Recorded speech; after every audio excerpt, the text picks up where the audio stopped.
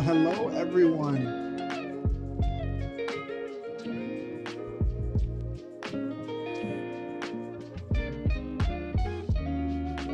Can everyone hear me good? Perfect.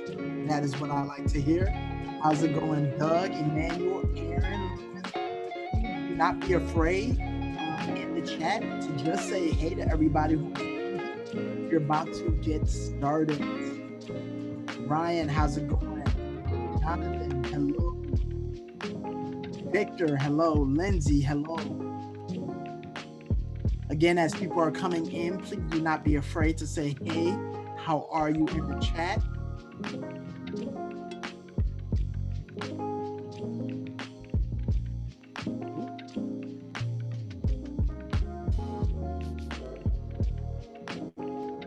All right, I am going to turn this amazing music down.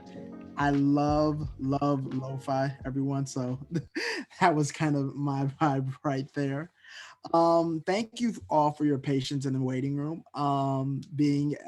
We are starting at 7:10, and I just want to make sure that we all get an amazing and enough time for all of us to share what we have. So I'm going to go straight into it. First of all, everyone, welcome to D New Tech. Hopefully your Wednesday is going kind of good. It wasn't as rainy today in the state of Michigan as it was yesterday. There was some sunshine peekaboo. So I hope that we had smiles. I'm going to just share a couple tidbits of a little bit about D New Tech before we get started. First of all, we were founded in 2010. So this has been an 11-year thing, and there's been so many amazing people that has actually came through here.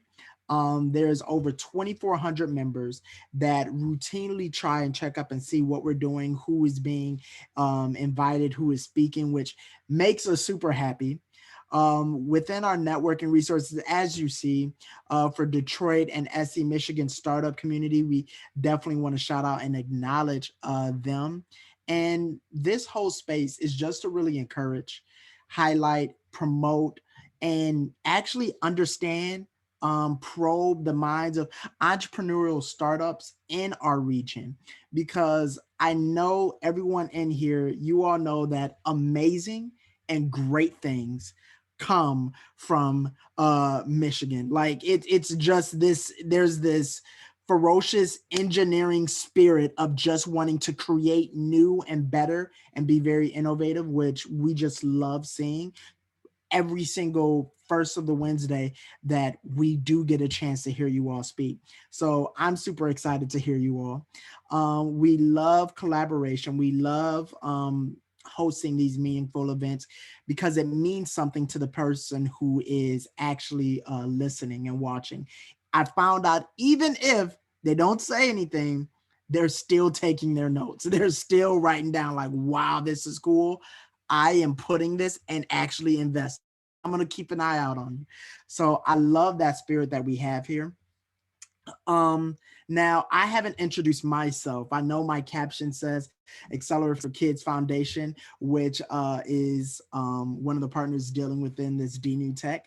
However, my name is Micah Sanders. Now, statistics say that your likability goes up around 20 or 30% if you see a picture of their family. There's a picture of my family. So hopefully that rate went up a little bit. That is me and my wife. She has been my best friend since I was 3 years old. So to marry my friend of 3 years old is unbelievable. That is our newborn, who is now 10 months. I think he was around 4 or 5 there. And the other one, who I believe was looking at a camel, his name is Jaden.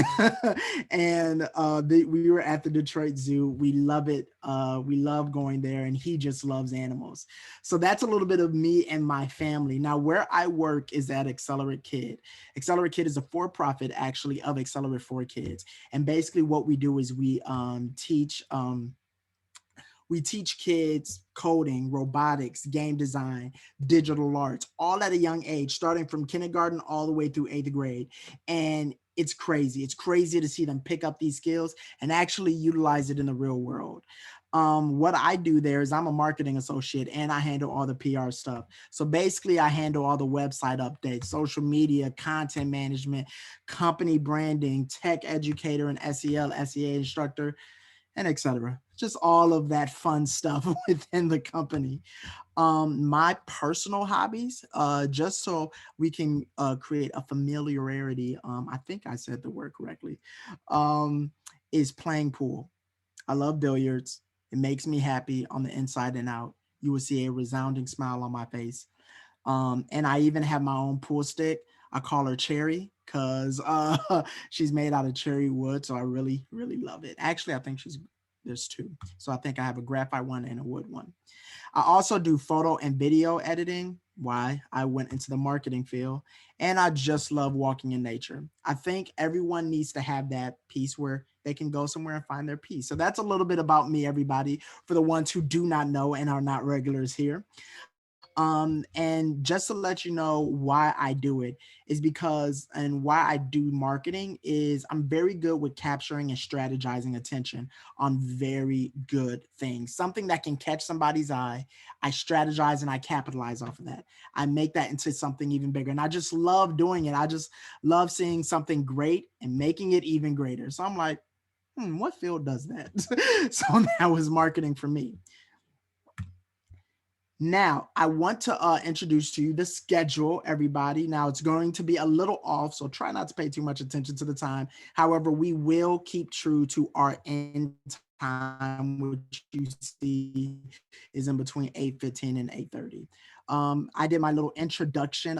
We do have a amazing guest speaker, Don Bates, who is a capital strategist from TechTown, Detroit, and does so many other things, which is really cool. Can't wait to hear you speak, Don. Then we have three speakers for the night: Emanuel Upshaw, Matthew Lichtinger, and hopefully I said your last name right. I was reading it. I'm like, I need to say this right. So Lichtinger and Jonathan Lynn. And then we have Ryan Meitl. And I think that is how you say it as well. So please forgive me if I say the names wrong. And then we're going to have our closing remarks. As you see, in between all the speakers, including Ryan, I don't know why it's there will be a small Q&A for people to actually ask questions if they want to know just a little bit more about your business. So that is going to be fun as well. Now, again, we want to say thank you to our sponsors, which is TechTown Detroit, Accelerate for Kids, and Accelerate Kid. We do have some new sponsors on the way, and we're so happy that we have over 2K plus members. Now, I want you to take a snapshot of this right here. Usually we kind of go around and try and answer some of these questions out loud on video, but due to time, I want to make sure everyone gets ample amount of time to speak. So if you can, I want you to write this information down and put it in the chat.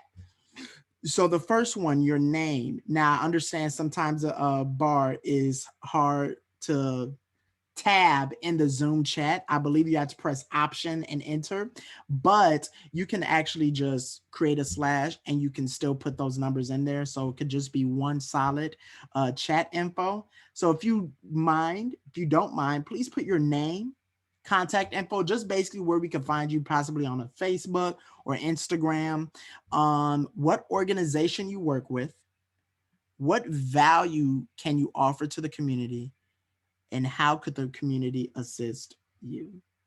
So I want you to try and write either those questions down or kind of answer those within the chat. This will allow us to, even while people are speaking, and I tell people this all the time, what's amazing about Zoom is you can literally have a conversation while while a speaker is actually speaking. So while you all are doing this, I do not want to belabor the time. So I am going to go straight into our guest speaker, Dawn Bates. So I will let you take it away. But before you do, there's a couple things that you all should know about her. She is an anthropologist, I found out, she handles financial management and is the co-founder of Commune Angels. And there is your link, LinkedIn, if anyone wanted to find her.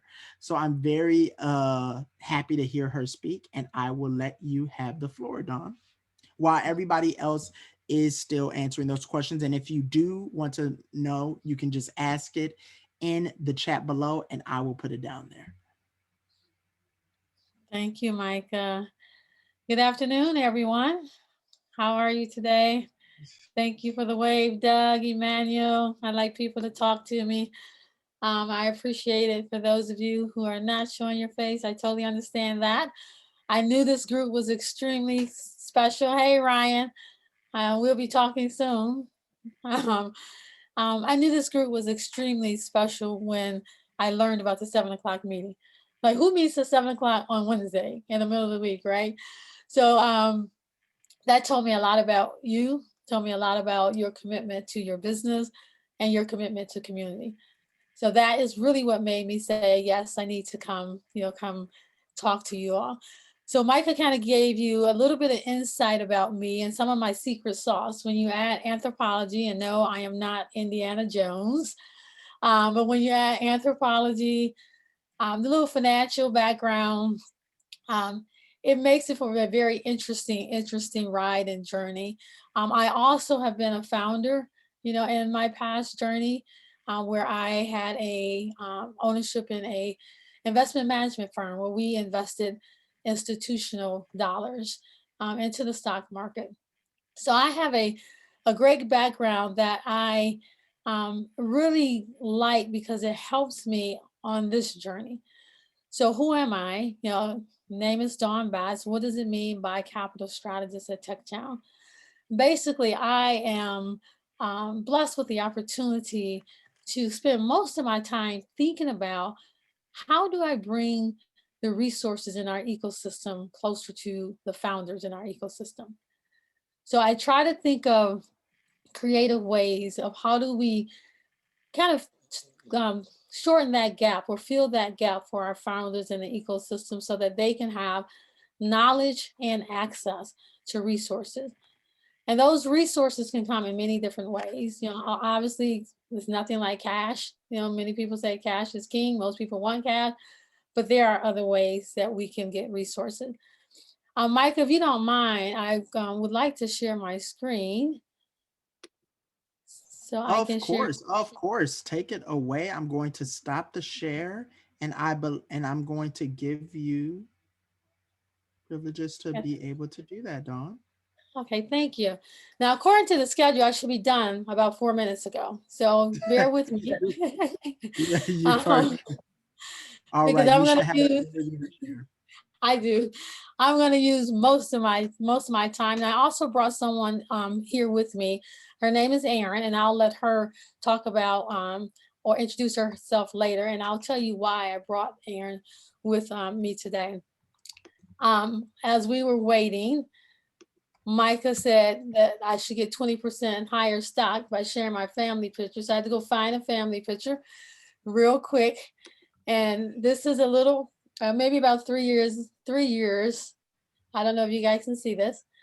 But yes, I call it 2 plus 2 children. I have my bonus daughter, Nia, who's actually an entrepreneur in this ecosystem.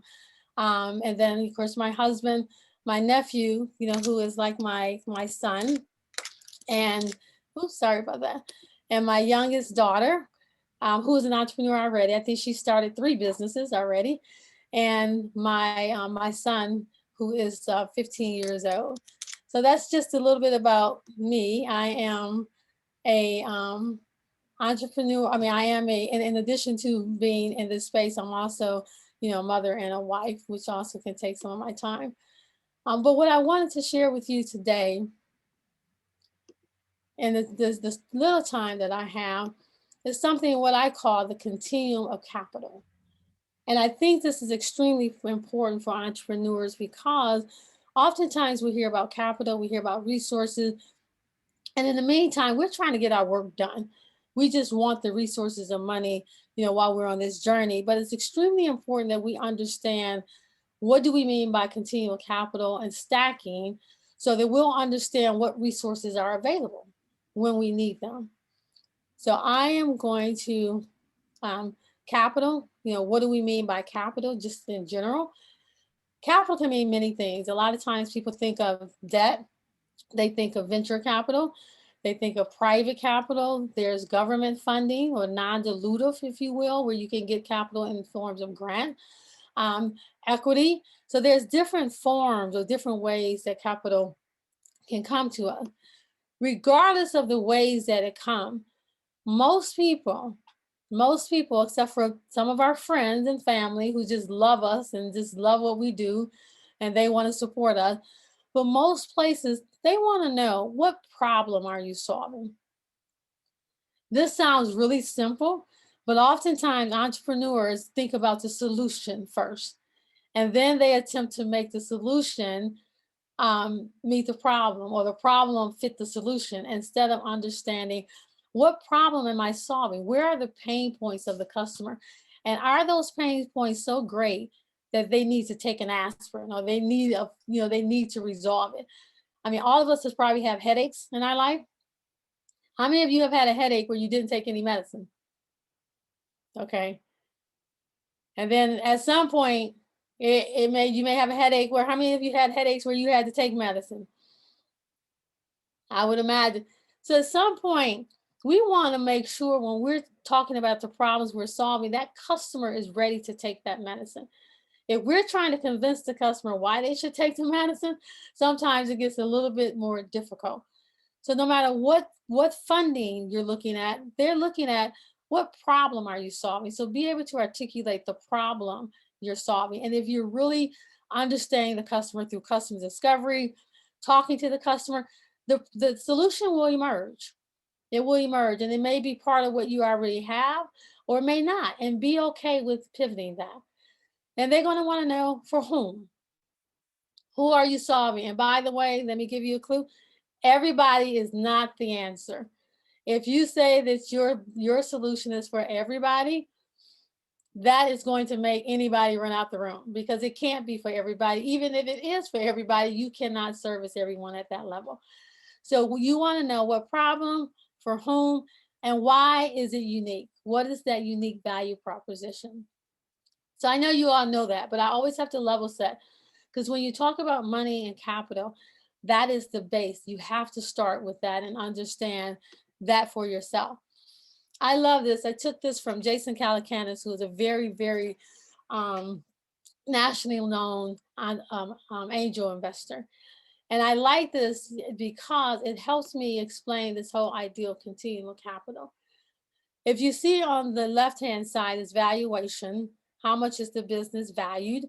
And then along the bottom, there's different traction. You guys have all heard of, traction, where are you? What have you done? What have you accomplished? Are questions that you often get. Don't pay much attention to the valuation side, because this is out of West Coast. And what we know for sure is the valuation on the West Coast, or any coastal valuation, is different than, let's say, the Midwest. So right now, the Midwest, depending on the business, you're probably more in the 4 to 6 million valuation. So we don't pay attention to that piece, but the chart is still relevant. What it shows you is, as you go along traction, your valuation should begin to increase. And they also show you what type of funding you can expect as you go along that traction, right? This does not include some of the things that we know, like, for example, crowdfunding, which can go along from startup all the way to growth, just depending on what type of crowdfunding and why you're doing crowdfunding. So if you see, the ideals in mock-up is often friends and family. That's really key to know. I usually add 2 more F's, and that includes, founders, and sometimes people in the old days when I taught many years ago, is fools, family, friends, founders, and fools. So those are very, very early on. When you start looking at MVP, and sometimes angels are right before the MVP, you do find some of those angels all the way through, like pilots. You start seeing the angels, and so on. You start seeing venture fund.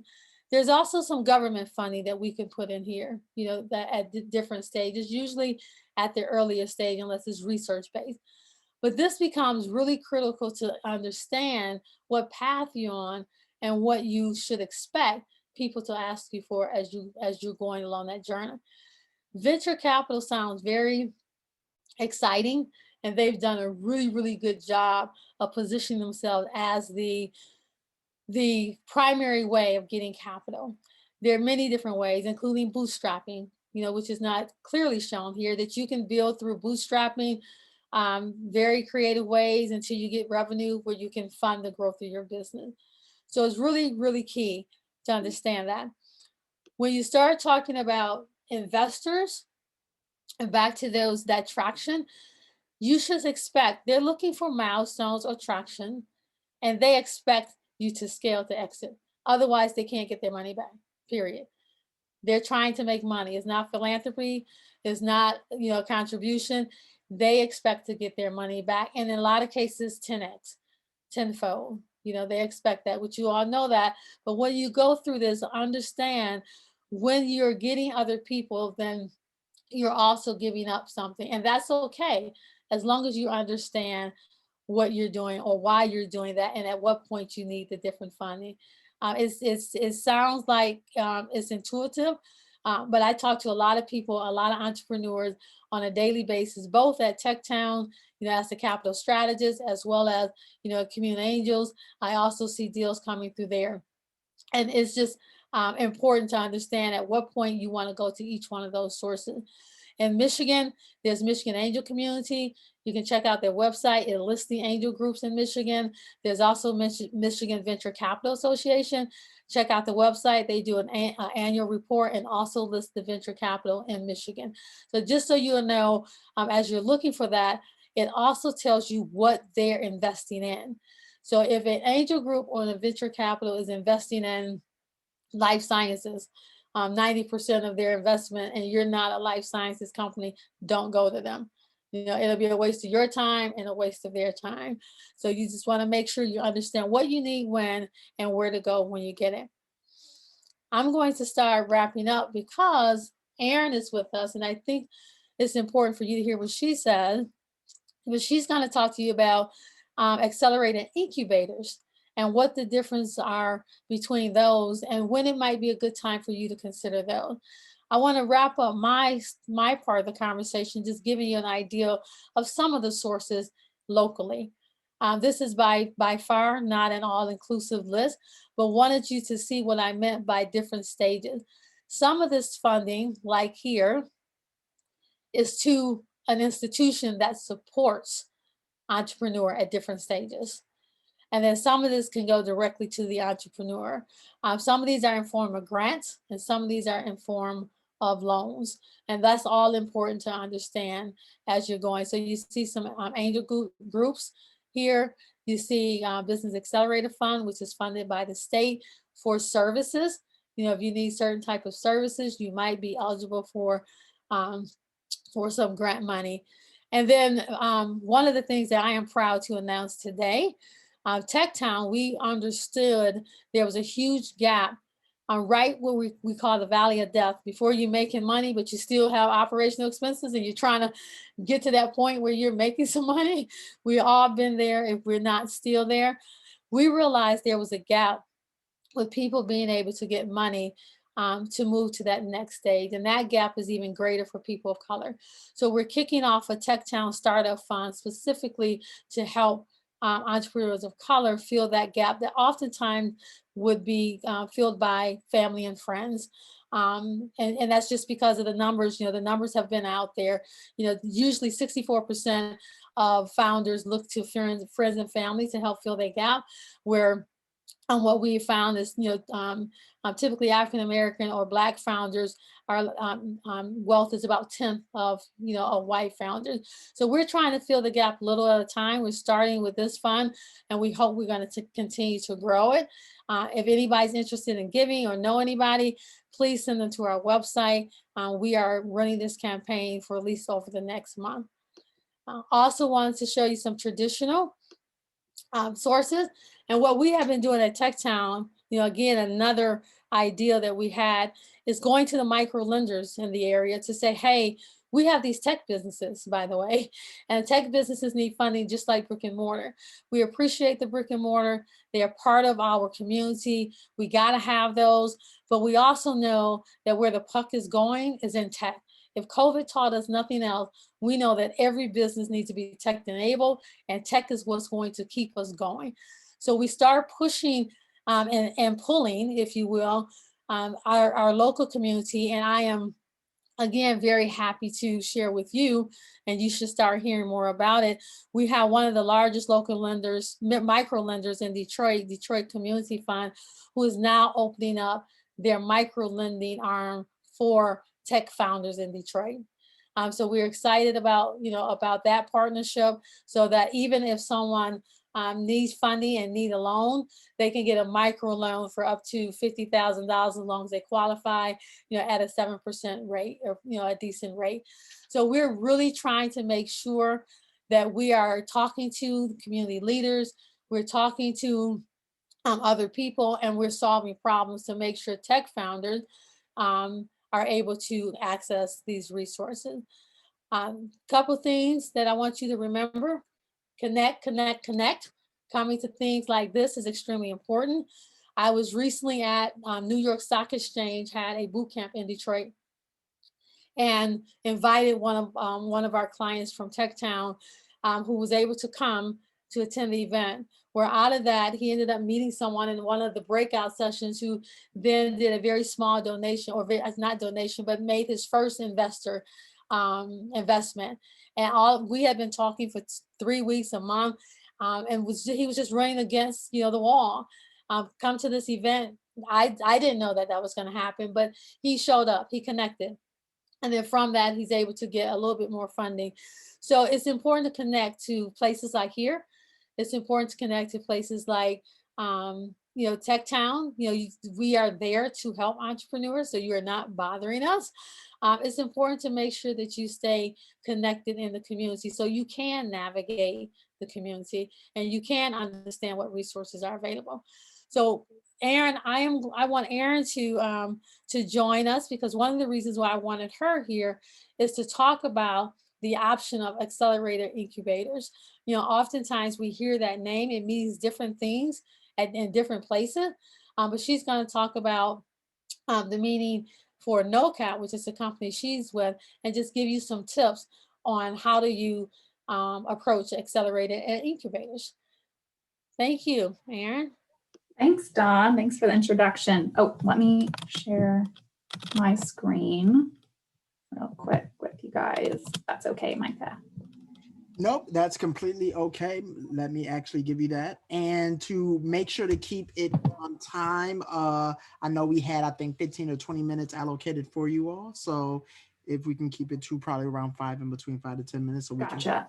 I'll move it along. All right. Well, I just want to tell you real quick. I am Erin. I am the director of ops at NoCap, and I will be moving soon into the ecosystem president at our newly announced launch of NoCap Detroit. So we'll be launching in Detroit early next year. So I'm really excited to be able to be here and meet more founders in Detroit and get to know the community more. I've been working with Dawn through TechTown for several months now. We've had some founders go back and forth between our programs. It's just been a wonderful relationship and great to learn more about Detroit. You guys have a real passion for your city, and it's great to see. So, okay, I'll get going. So I really just wanted to talk about incubators and accelerators, because I think that we often lump them together and they're actually very different. So incubators are really for early companies, very much at the idea stage, versus accelerators are for founders that are post MVP. And with that, they focus on very different things. So incubators are really going to help you develop your business, develop your MVP, while accelerators, you're really going to focus on mentoring, networking, trying to get that investment from VCs and making those connections. Incubators often don't have a monetary component, while accelerators often can give a little bit of a seed investment with the program. And then the focus of them is very different. Incubators tend to be very focused on the specific types of companies they work with, like Dawn talked about. Accelerators can be a little broader, like we work with all tech companies like that. And then the timetable is very different between the two. So incubators, it's a longer timetable, open-ended. Accelerators tend to be cohort-based.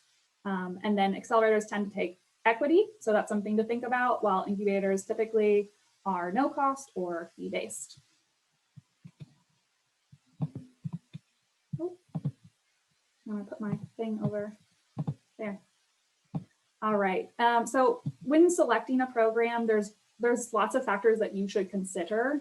Like Dawn said, not all programs are created equal, and especially if you're giving up equity, you're going with an accelerator, you need to be very thoughtful about who you're giving up that equity to, because it's gonna make a big impact to your business.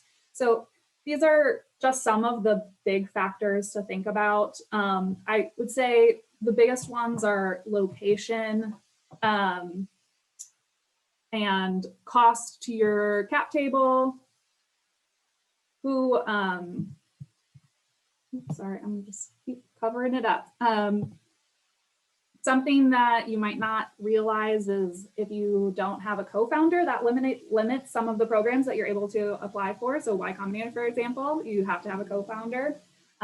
Industry, especially for incubators, you want to make sure that you're talking to the right type of incubator. If they don't specialize in what you do, then it's just going to be a waste of your time. And with that, some of them have specializations very specific around the founders. So some of them are very specific about working with minority founders, working with women. If you can make connections with those, that can be a huge advantage for you to find someone that really fits what you're doing. And then the last aspect that I think a lot of founders don't think about is this a successful program? Evaluating the incubator, the accelerator, do they have stories of success? What are their success rates? Things like that. And then I have here just some things to think about as you're preparing to apply.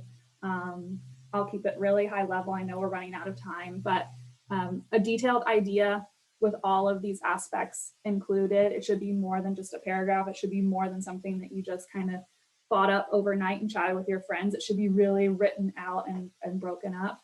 Customer interviews, if I talk to a founder and they haven't talked to any customers, that's a big red flag. You always want to talk to your customers, like Dawn said, and it doesn't have to be really formal. Just get out there and start talking to people as the first step.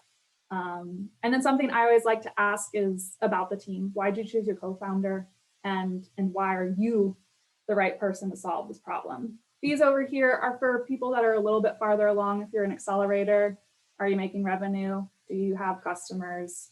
How far along are you in development? But this one applies to everyone. Have you done your research? Do you know what the program is? Do you know why you're applying to this program? Do you know anything about the accelerator and incubator?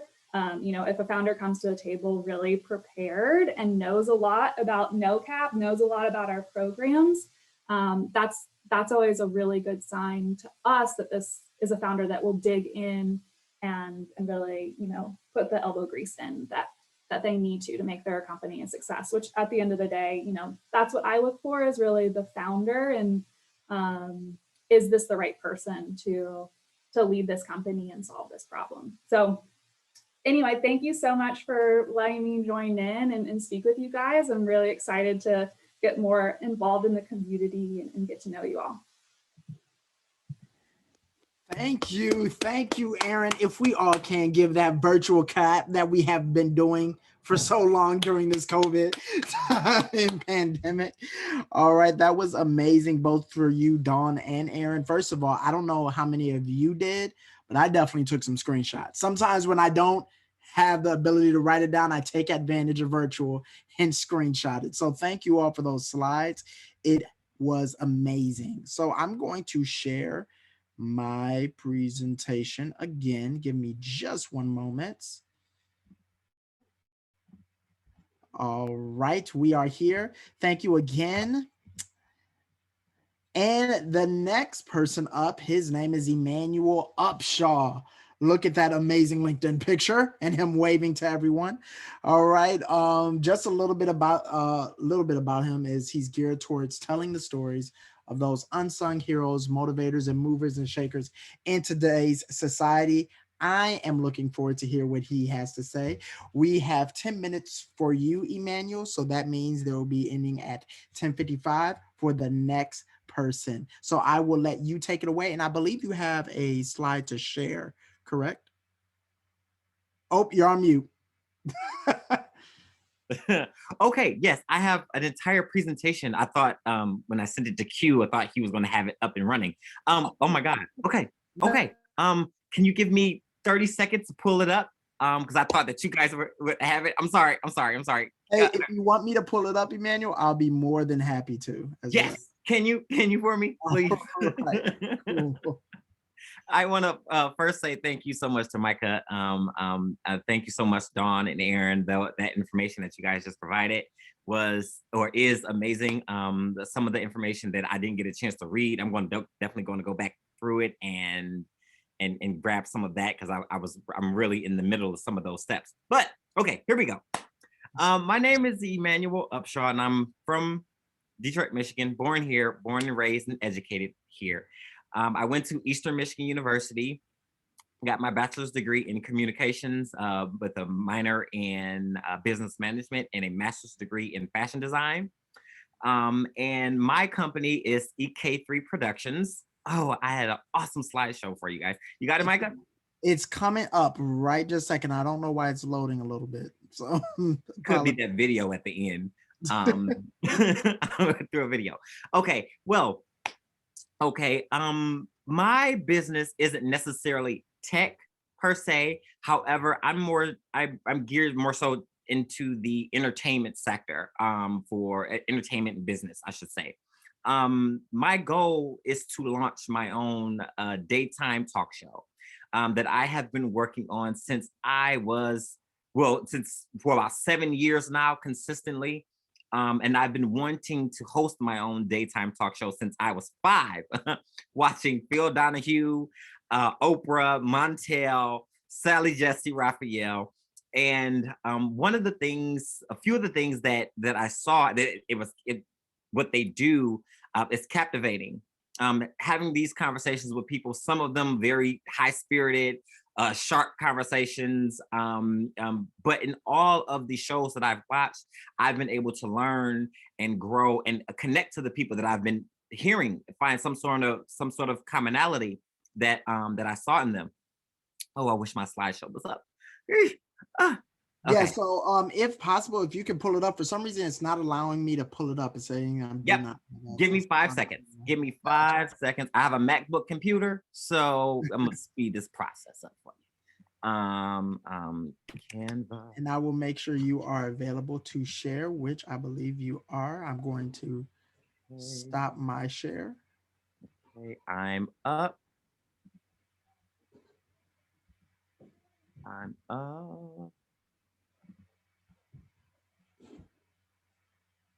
Canva presentation and here. All right, does everybody see it? Give me a thumbs up or a thumbs down if you do not see it. Okay, how do I do this? How exactly do I do this? We still see yours, Micah.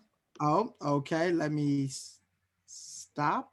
And then you should be able to actually share now. Okay. How do I do the sharing thing? Okay. Gotcha. Go to Zoom and then you should be able to share screen, and you can share the exact screen you want to share. Zoom, share screen. Perfect. And you should be able to see your screen. Safari, whiteboard, music, desktop. I think that's it. Share my desktop. I shrank. Open system allows them to share your screen. Yes. Open system preferences. Oh my God. I love all the technicality that we have with this. Okay. Okay. Is it sharing? Are we good? We'll give it just a moment because we don't see anything on our side yet. Allow the app to record the contents of your screen. Yes. Yes, we're going to allow the apps to. Okay. Okay. Okay. Okay. Okay. Are we good? Are we good? What about now? I don't see it popping up yet. This is so, oh my God. Okay. Here, while you're talking, Emmanuel, let me actually do one better. I'm going to, I have already just sent you my email. You can send the presentation there and I will try and upload it again. Just got word from Q and messages. I try and work pretty fast. So if you just send the presentation in that email, you can do that. Will do. Just so that I won't stop the time, you want to have someone else go and that we can work this out. I don't want to belabor anybody else's time. Sure, of course, of course. I'm so sorry, everyone. I apologize. Look, these things do happen because it is just a nature of working with technology. So do not, it's completely okay, Emmanuel. We are going to move to Matthew and Jonathan. They are going to be discussing Slide, which is the quickest way to share your phone number and social media with others without handing your phone to someone or waiting for them to read off their numbers and or usernames, which I am curious about. So I will give the floor to them. Hey, what's going on? It's good to be here with you guys. We'll just start off. We'll give a little intro of each of ourselves, and then we'll dive into our presentation here. So John, do you want to start off as I'm doing a couple of things up here? Hey everyone, I'm Jonathan. I'm a sophomore right now at the University of Michigan, and I'm studying computer science engineering. And my name is Matt Lichtinger. I'm a junior at the University of Michigan, and I'm studying computer engineering. And I will share my screen here, and I think that we'll be ready to go. You should have access. Perfect. Can you guys see that? All good and well? Thumbs up. Awesome. All right. So as you said, my name is Matt Lichtinger. With me is my buddy Jonathan, and together we founded Slide. Slide is the quickest way to share your phone number, social media, and really any other links you want with everyone you meet. All you have to do is slide them your profile and they'll have it all. As college students over the past couple of years, John and I were going to parties, going to bars, joining project groups, joining student orgs, and even joining companies through internships. And every time we did these things, we met tons of new people and wanted to connect with them to various extents, whether it be just their number or across all social media platforms. But even if it was just their number, it was really painful to try and get that information. You either have to read off your info to them or give them your phone, have them type in their information, send themselves a text, and then give you back your phone. And if you're trying to share more than just your number, it's even more of a nightmare, as you have to search for them among the millions of users on each platform, often asking things like, is this on your profile? And even if we do everything perfectly, it just takes too long. This is where Slide comes in. With Slide, you can create multiple profiles, allowing you to group different combinations of your socials to send to different people in different situations, be it social, business, or even a fake number for the creep at the bar. And by using Slide's location-based technology, you can simply slide to anyone nearby and they'll have it all without having to give them your phone, read anything off, or search anywhere. Let's take a look and see how this works. All you have to do is pull out your phone, see their name pop up, and slide them your socials. Once they slide back, you both have each other's contact information. And with Slide's ability to also share all your social media accounts, you no longer have to search for that person among the millions of users on each social media platform, but rather you can share all your socials at once, connecting with each other instantly across all platforms with a simple slide. And if you meet someone who doesn't have Slide, that's no problem. Just go to your personal QR code, have them scan it, and they're taken to the exact same screen on the web. As you can see, Slide works great for that person-to-person interaction, but we're taking it one step further to acquire our paying customers by using the proven business model of Slack. Slack gives users a free version of the application with limited features, and organizations purchase a premium version for all their members to use. We're doing something similar by creating Slide groups, where organizations will be able to purchase and create groups that their members can slide into. Let's take the Men's Glee Club, for example, a choral group that John and I are part of. They might have an auditionees group, a current members group, and an alumni group. When people audition, they can slide their information into that auditionees group. After decisions are made, the director presses one button and those who made it are merged into the current members group. They can connect with everyone in the club. When the members graduate, they're put into the alumni group. With Slide, organizations like the Glee Club no longer need to maintain member directories, alumni databases, or worry about getting new member information. Everything will be streamlined in their Slide groups, and their members will be better connected than ever. Yeah, and the people who have connected using Slide absolutely love the experience. With 500 users in 3 months, we've accumulated over 70 reviews across the app stores with an average rating of 4.9 out of 5 stars. We even completed a successful case study during a FRAT's Rush season earlier this semester, as Rush chairs had all their pledges just slide them their information, making an 8 to 10 hour process take only 5 minutes. And as we develop Slide groups to further help orgs like this, we're having conversations with them to determine the best way we can create this feature. But how do we compare to our competitors? Right now, there are a few other companies trying to ease information sharing too, but we see them lacking in a few key areas. First, you get limited profiles and only one handle per social media platform, so the individual user is heavily restricted. Then some of them make you buy extra hardware, and their apps are clunky and hard to navigate. Worst of all, most of them do not protect your privacy, whereas Slide encrypts your profiles and your data. And that's only the peer-to-peer side. To our knowledge, nothing like Slide groups exists. So it's a huge domain that has a ton of untapped potential. And we're ready to take advantage of that potential right now. We know from our customers that the current way of exchanging information is a massive issue with Greek life, professional orgs on campus, and university departments holding events for faculty, new students, and alumni, just to name a few. We're starting to solve these issues with our initial customers starting at the University of Michigan. Then we'll expand to other colleges in the US and eventually into the vertical of the corporate business world. And we're also building a team to achieve this. So Matt and I, we live together and are best buds. So we're always aligned on the why, and we find the best way to do the how. And then we've also taken on 3 team members who are just absolute animals and match our energy really well. And today we'd love for you to learn more about Slide and get in touch with us. And you can scan this QR code or either the QR codes on in our backgrounds, which has all of our contact info and directs you straight to our website. In the meantime, we're happy to answer any questions you have for us right now. Thank you.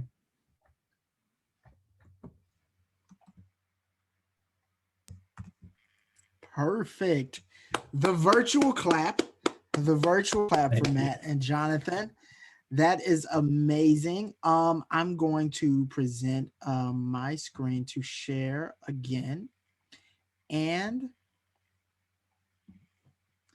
we should all be able to see it. This is the time where you can ask Q&A. Due to time reasonings, I want to try and limit the questions to at least 2 or no more than 2. So who has a question for the Slide guys? I don't know if you like that name. I kind of made it up while you were speaking. I'm like, okay, the Slide guys. It's perfect. That sounds good.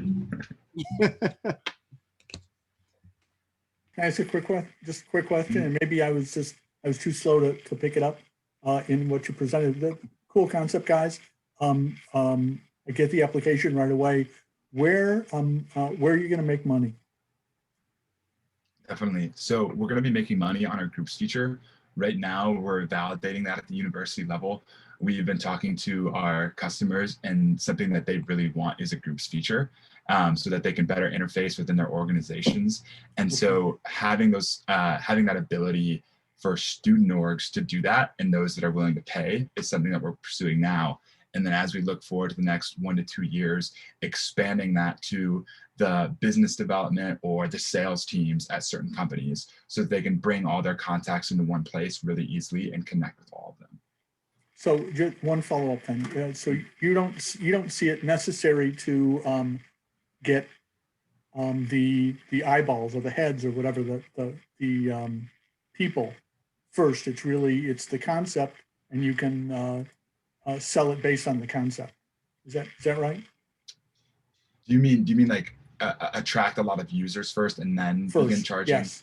Yeah, we're pretty wary of creating this and then charging for it afterward. We've seen some pretty. Oh, no, I'm sorry. I didn't mean charging the Oh, people. I meant, so, Facebook famously, basically it was free forever until they had a huge number of people, and then they could start monetizing. I got you. Not, if I'm understanding, you're not follow, you don't need to follow that. The concept itself is monetizable. Right. Right. We also think that the groups feature will drive the number of users we get, Right. and in turn, Okay. then it's like a constructive cycle in that sense. Yep, I get it. Thank you. Yeah, we appreciate it. If no one else has a question, I actually will present something to the slide. Oh, Ryan, I saw you on mute. Do you have a question? Yeah, what have you guys built so far? Is it a web app? Have you built native apps? What platform is it on? Yeah, sure. So we've built a mobile app on using a cross-platform framework. So it's available on both iOS and Android right now. If you head to our website, you can download it. And then we've built a corresponding website to support all the things we need for the app, such as like the QR codes. And then as we look to get into, more of a groups feature, probably having a web backend for that so that you can go and make certain edits and do different things easier on a computer than you could with an app.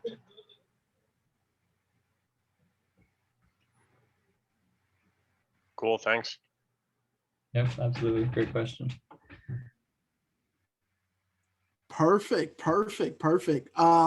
And Sly guys, if you can answer me this question while the other people are presenting, I've heard of something similar. I actually have something similar, but it's not fully there. The groups feature and the college integration to alumni to non-alumni. I think that is really a key thing for me, because there's this thing, and I'm pretty sure you're in this field, but I have this card, and this card, you can't see in the virtual background, but it is Link. I don't know if anyone can see it. So I'm pretty sure you've heard of it. Yeah. And they actually created like wristbands now, and it works NFC or QR or something like that. So if you could just chat what's the main comparisons, like the difference that will make you stand out? Because Link, I'm pretty sure they've gotten their advertisement out and everything. So I think a nice amount of people kind of know about it, but this technology is still new to people because it's really cool to use. So I kind of want to know the difference between Link and you all, if you have done kind of that research with it. Yeah, sure. There are a couple things that Link restricts. Oh, sorry. Did you have some other? No, I would love to hear your answer now, but if you can't, put it in the chat so everyone will be able to read. Sure. So I can allow the next person to speak. So Emanuel, you have your shot again. I actually will be presenting for Emanuel, everybody. So I'm going to re-share my screen, and you have 10 minutes from now. So it is 8:04. So you have until 8:14. Can everyone see his presentation? Perfect. All right, Emanuel, you're up. Okay. So since how I had to shrink and we have to shrink this, I'm going to skip ahead to some of the more important parts to my business. Again, my goal in life, as a personal goal of mine, is to launch my own daytime nationally syndicated talk show. And it really is a platform that I hope to be able to give people the voice that they've always wished that they've had to the masses, to allow my guests to tell their stories their own way through their own words. The production company is what I set up for not just the Emanuel Show, but some other projects that I have in terms of content. Being in the entertainment space, I ran into so many writers, I ran into so many idealists, people who have great ideas for television, film, for Netflix shows and things like that. And I said, we need a creative space here in Detroit alongside that will work in tandem with the Emanuel Show that will allow me to take what we see in our heads and put it on television. Next slide.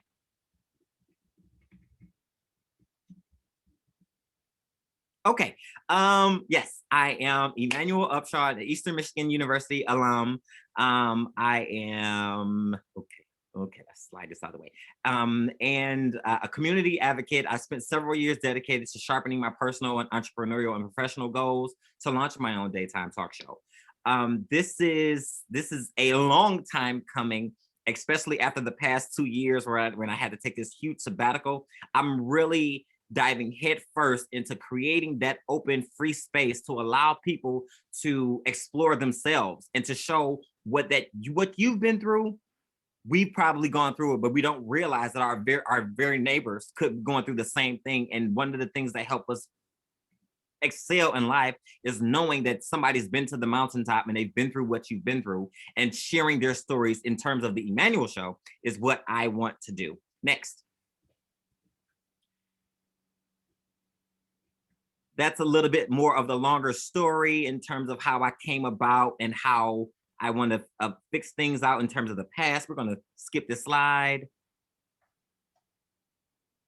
Okay, some of the things that I've been able to accomplish in these past 7 years in terms of working on my show. I've been able to film, lock in locations, develop interpersonal relationships that's going to allow me to carry the Emanuel Show forward. I don't really necessarily have to worry about a place to film and things like that. Research in terms of how to get the show from an idea to paper, to film, to television, to syndicate it onto everybody's television. I've done an amazing amount of research. The proposal for my show was about 400 or 500 pages long in terms of how everything comes together, in terms of just to put it on paper. And I've developed an entire operational system so that way we'll be able to produce shows 5 days a week without the help or need of financing outside of what we've already been given. The critical thing that I wanted to drive home today was my sabbatical that I took off, because along with what I want to accomplish with putting on my show, the platform that I wanted to put on for people, I myself had to deal with so many things that hindered me and my show. So I have a great story to tell in regards to how I'm even putting this together. Today is actually, it's a bittersweet day for me on a personal side. Today, 1 year ago, my father passed away, and I had to completely stop everything. And so this goes along with what I really want people to be able to see when I have a guest come on my show, to really be able to connect to someone and say, hey, even in this day and age and what we're going through, we've all experienced death, we've all experienced something, but our stories are a little bit different. So my sabbatical is what's really going to build the Emanuel Show to what it is and how I'm going to be able to service the people that watch. I'm not interested in entertaining everyone. I'm interested in entertaining the people who need a bit of inspiration. So many people go in and out of life day by day, just doing the things that they always normally have done and thinking that that's living. No, it's not. It's exploring. It's about being new. It's about reinventing yourself. It's about exploring the worst parts of yourself and broadcasting the best parts of yourself to show what we've all been through. The next steps in this specific journey for the Emanuel Show is to build funding. Funding is coming in. I have no doubt that funding is going to make itself available for this next season that I'm going to film. Team building. Over these past 7 years, I've had cameramen, directors, just about everybody come into my space. However, everybody hasn't been able to stay. So I'm interested in building a team, backhands in terms of people who are behind the camera. We're getting ready to go into filming. I'm going to spend 2 weeks in Los Angeles. First 2 weeks of July. And then the second 2 weeks, we're going to go into full-fledged production. And then in early September, we should be establishing a basis for how we're going to broadcast the show in terms of syndication and airtime. And then the official launch will come early October. So that's our short-term goals for how we're going to move forward. Next slide. Okay, pushing the dream forward. I have an entire press kit for anybody that would like to see, that talks about the demographics, who's going to be watching at a specific date and time, all the airtime that we've been able to purchase thus far. all of the nicks and the crannies of getting someone to watch a show is included with this platform. How much is it going to cost? Exactly the equipment and everything that we're going to need, thus going forward. Everything in this particular press kit. The financial need, we need a lump sum of cash, but we can make this first season work without a huge lump sum. That information is also included in that press kit. Feel free to read it over at your leisure. It took 7 years to develop to what it is, so enjoy. And one of the things that I really want to push forward is changing the face. I really want to put a new name and a new face to television and success in our stories. It's one thing that separates me from what we can do on our own, which is Facebook, Twitter. We can always go on those platforms to tell our stories. But here on my show, I have a focused set of attention to what you want to say, what messaging you want to put out for whatever story that you want to tell the people. So I think that that's one of the main things that separates me from the competition or even the social media platforms that we find ourselves on. Next slide. Oh, some of the other projects that we're working on. The Emanuel Show is just one facet of the dream that I put together. These are some of the shows, the trial, where my writing team, we're getting together next week, actually, after this COVID situation happens. The alternate reality, we've already started writing scripts for the alternate reality. We're going to film we're going to film the pilot for that and doing a pitch sometime this summer. And the pitch to Netflix is going to be late. However, the other shows that are there, those are shows that we're currently working on in pre-development. Next. This is how you would reach me. The Emanuel Show website is back up and running. I'm really proud of it. I've been working on that. It's a brainchild of mine. You can find episodes and things that we've done on the website, www.theemanuelshow.com. You can find us on YouTube. We have video clips there. You can personally email me. And we also have social media clips. And of course, we're located right here in the city. And the last clip is a small video. It's a little bit long, but you don't have to play it. Oh, yeah. Okay, I guess not. Okay, so that's the Emanuel Show and my dream for EK3 Productions in terms of a full-fledged Detroit-based media company who's competing on a national and international level for audiences around the world for inspiration to bring our passion, our imagination to vision. Thank you. Hey, how long is the video, Emanuel? I was trying to play it. I think I accidentally paused.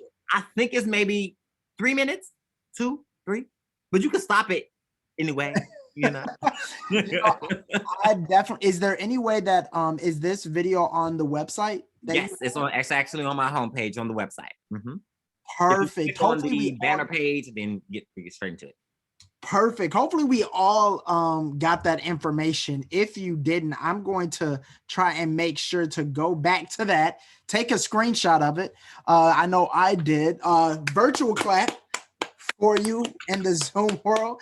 Thank you so much, Emanuel. That was really, really good. I'm very intrigued with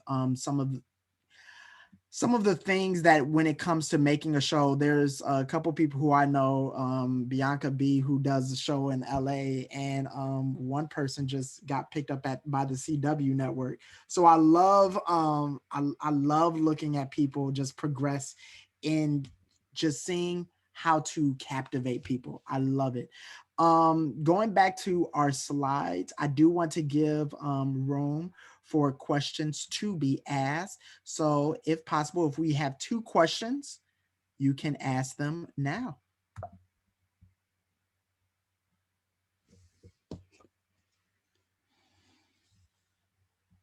I always love to give people that time. I had Jeopardy music. Who is speaking? I thought I heard somebody. Was that you, Emanuel? I don't know. Probably was. I don't know. That's my nerves talking. I don't know. That is okay. Well, if we do not have, I have one. Oh, I didn't want it because I asked the first one last time. I didn't want to monopolize. But Emmanuel, cool idea.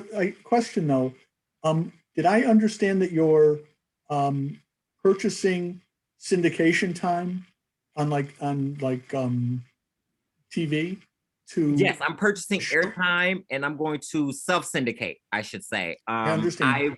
I was in talks with a syndication company. However, that was right before COVID happened. And so everything came to a close. And so during this time, I had a lot of time to research and to see what I can do on my own versus going through a syndication company. So I'm going to take both routes. If I can get picked up by a syndication company and if I can pay for my own airtime, it's going to go work in tandem. So so it's all a matter of what comes first. So here's my question then is, since we're all, looking at multiple screens and you head up there, you have YouTube and, there's so many different screens and platforms one can use that are free for, that you wouldn't have to buy airtime. Then you could concentrate your funds instead of buying airtime, you can concentrate them on driving audience to those screens where they can watch at their, on their schedule, not on the, what you're on from, X time to X time each day. Yeah. Why did you decide that? Because it's a really crowded space where we are now. Everybody is creating YouTube's podcasts and it's really hard. And my content is positive based driven. And I'm pretty sure like the most clicks 9 times out of the 10 is going to come from a negative spin point or somebody doing something crazy to get the likes and things like that. I'm driving home stories. I'm driving home the thing. So for me, I had to take the route of I have to put it in your face in order for it to really sink in on how I'm trying to tell these stories with the people that I have coming on my show. So I have not. I have YouTube. I have the Facebook. But the problem that I saw was getting the numbers up. I don't want to forge the numbers by paying for viewers. That's not being honest. And I want to grow the audience organically. Growing it organically for 7 years is the hardest thing ever because of the type of content that I'm putting out. So I thought I really believe that me seeking this route after all these years of trying to stick with YouTube and Facebook, I think the focus that I'm really pushing forward is to be on television. I have to put this type of content in your face in order to get the engagement that I'm really searching for. Okay, thanks. All right. Well, we are going to go over. Thank you again, Emanuel, for Thank you again. I have to log off. I'm so sorry. My family's like literally waiting for me. We're doing a celebration for my dad today. So I hope you all do. For the other speakers, thank you guys for allowing me to come on and speak. I really appreciate it. God bless you all. Feel free to email me. My contact information is there. I'll be free to answer any questions that you all may have. Thank you very much, Emanuel. Thank you very much. And condolences for your father as well. Thank you. So for our last speaker, but definitely not least, his name is Ryan. And Ryan, please, how, at first I thought I spelled your last name wrong, but now I feel trusted to know I didn't. How do you pronounce your last name? It's Meitl. Meitl. Okay, yeah, perfect. It's all good. All good. Ryan is the co-founder of Rivet Work. It's a Detroit-based startup founded in 2020, working on the digital tools that connect people, work, and skills. I'm super excited to hear from you, Ryan. So I'm going to let you take it away. It is 8:19. So if you could be finished by 8:29. Yeah, I can do it in 5 minutes. Can you give me screen sharing power? Of course, there we go. Of course. Yep. Perfect. All right, can you see my screen? We can see it. All right, great. I took a cue from you, Micah, so I created a slide and put my wife on it so everybody can see my family. So this is me. There we go. Co-founder and CEO at Rivet Work. On the right there, you can see my wife. So we've got a 3-month-old daughter, Elaine, just born here in February. So she's a pandemic baby here in the city of Detroit. I've got a bachelor's of science in physics, and I've got a master's in electrical engineering. I spent about 7 years at Bosch as an engineering manager, working on a whole bunch of different internal corporate startups before taking the leap a couple of years ago, joining a startup called Amatis Controls, where I worked for 2 years as the executive vice president and the chief commercial officer. And then 2 years ago, founded Rivet Work, which I'll tell you a little bit more about our story here. I'm not native to the Detroit region. My wife and I moved here about 10 years ago for work. And then we've decided that this is our home. We love it here in the city. We bought a house in the city 5 years ago, and we haven't looked back. So best way to start, tell you a little bit about our company and why we exist, is to tell you the story of Kristen. So Kristen's a scheduler. She's our real life Rosie the Riveter at Rivet Work. Kristen's a scheduler at a large electrical contractor in Michigan. She schedules about $150 million in labor and about $100 million of equipment annually across dozens of job sites all over the state. Her day is like organized chaos. She starts her day by reviewing all the active jobs, who's scheduled on the jobs. She takes inbound requests from foremen in the field, project managers in the back office, asking her for more workers. She picks up the phone, she starts making phone calls and basically bartering, trying to find out who's available for transfer from other job sites to fill these needs. She kind of makes the transfers, she updates her schedules, and she has to like email, notify, call, SMS, all these different folks in the field to notify them of what's happening, what's changing in their crew, on their roster, and their job for the day. Kristen and her peers at skilled trade contracting businesses across North America manage more than $200 billion of labor annually. But the predominant way that they forecast and plan these workforces right now is on a whiteboard or a spreadsheet. And so when I say skilled trade contracting businesses, I'm talking like electrical, plumbing, carpentry, masonry, tile laying, et cetera. So basically any of the subcontractors are skilled trade contractors. It's a massive industry. It's almost $500 billion annually. About $200 billion of that is labor. Our solution for this is the Rivet Work platform. So we help Kristen build the perfect team for every job.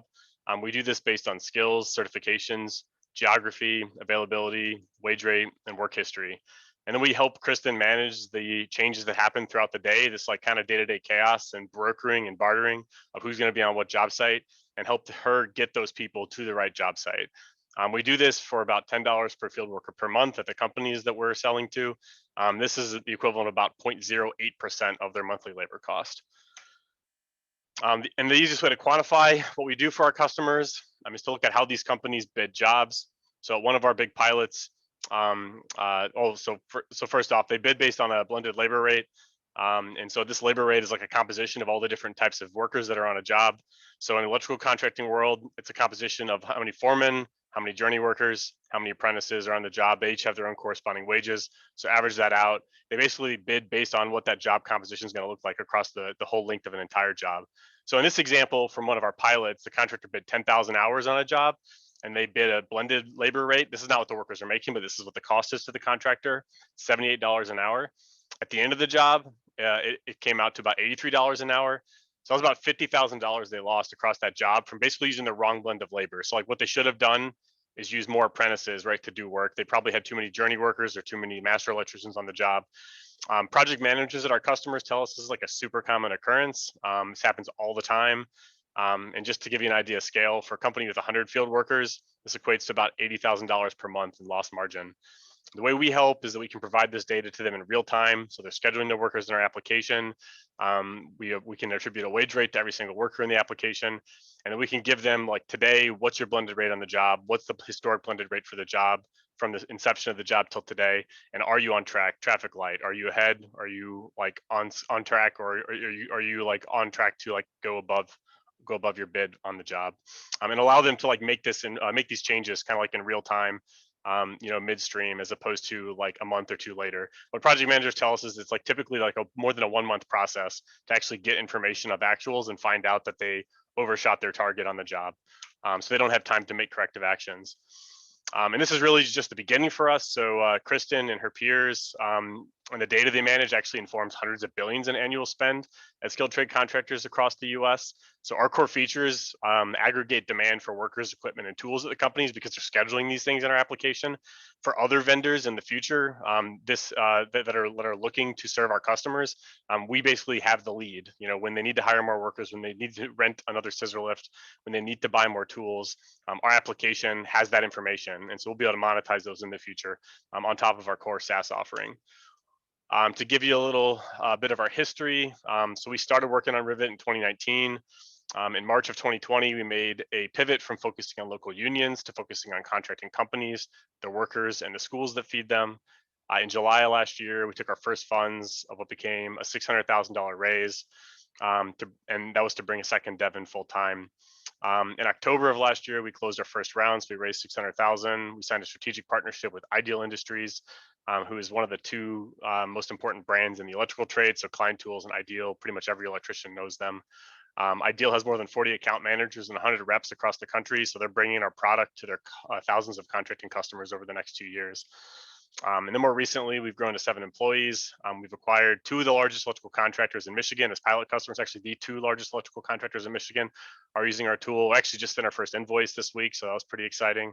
And then with Ideal, we've proven this opportunity is not unique to the Michigan market. So we have pilots in 3 other states through Ideal's channel. We've got a pipeline of more than 30 that are going to start later this year.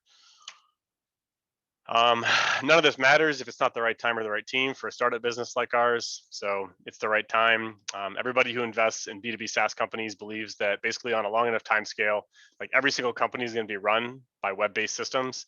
Basically, our company is run entirely in Chrome. Like we don't have any desktop software that we use apart from Microsoft Teams. Everything else runs in Chrome. We can even run Teams in Chrome. The question is really not if, but just like when. And the construction industry in general is definitely laggard, and the skilled trade contractors, the subcontractors, are lagging even further behind the construction industry on average. But we founded Rivet because we think it's the data shows that like right now is the right time for the skilled trades, and like this is just a bunch of reasons why. And this is our founding team. So we're veterans of industries where high tech meets blue collar. We've got years working together prior to founding the company. And we check all the experience boxes important to an early stage company. So operations, product, sales and marketing, and development. We've all got more than 10 years of experience. And then our decades of experience also means we're able to launch the business with a great roster of advisors who have scaled tech companies in legacy industries, sold B2B SaaS products in the legacy industries, established distribution and strategic partnerships, and can also we have industry advisors that provide really deep insider insights into our customers and their ecosystems, so that we can make good decisions on how we serve them. This is a little bit about our fundraise. That's not necessarily my ask for the group here, but like we're in the middle of a fundraise. So we raised 600,000 last year. We're raising a seed round. So that was on a convertible note. So it's like a debt instrument. We're raising on a priced round this year. Our target's about 1.2 million. We've got about 600,000 of that committed.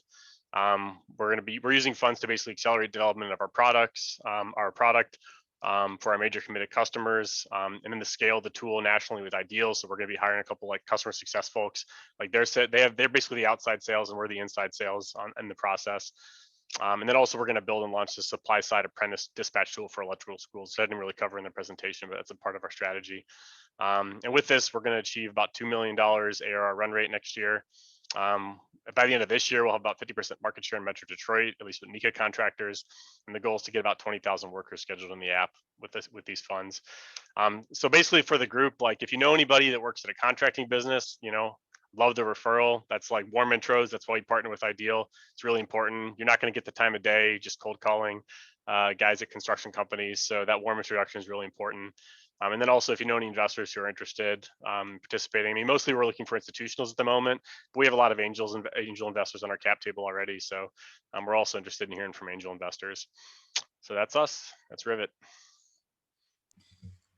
Definitely giving a virtual hand to Ryan. That was very, very, very, very informative. And very interesting. I actually didn't know any of that information dealing in the losses each month. Just that breaks my heart. Seriously, that's a lot. But I do want to give at least time for a question for Ryan, or a comment for Ryan for Rivet. So if you do have one. This is your time.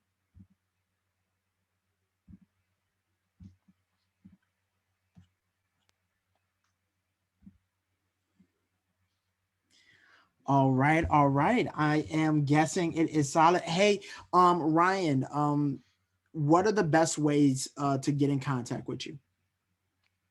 Yeah, so you can check out our website, Rivet Work. Follow us on LinkedIn, Facebook. Email is pretty simple. We use like the standard startup email template. So it's just ryan@rivet.work. So pretty simple. Same goes for any of my co-founders. Oh, we're also hiring. I forgot to mention that. So we are hiring. Right now, we are 7. We are hiring a customer success person. In the immediate near future, we may hire more than one this year, but right now we're hiring 1. We're also looking for another senior dev. So our dev team is 4 right now, and we hope to add a senior dev later this year. All right, Ryan. Thank you for that information. I'm glad I gave you that little time to put that in there. Does anybody have any questions or comments for D New Tech? Just some updates. We do this every single first of the month on Wednesday. I was not able to be here last Wednesday because I was down for the count and I was diagnosed with COVID. And it was a very interesting experience, but I am alive. I'm here. I'm thankful. And I'm happy that I'm back to listen to all of these new innovations that are happening. If we have any closing remarks, please put them in the chat. However, it is 8:31. Hopefully that 1 minute didn't push you off. I'm happy that we made it here. That's all, folks. I am super happy that, again, to Emanuel, to Ryan, to Jonathan, and Aaron, and Dawn. Aaron, thank you so much as well for being our guest speaker and letting us know all of that information. I took so many screenshots and I can't wait to go over them. So to all of you, if you do not have any more comments, I will wave you the virtual bye. Thank you all so much. And thank you so much, Lindsay. I'm very happy I'm feeling better. Unfortunately, my whole family got COVID. It was crazy, but we are all feeling better. You all have an amazing rest of your nights.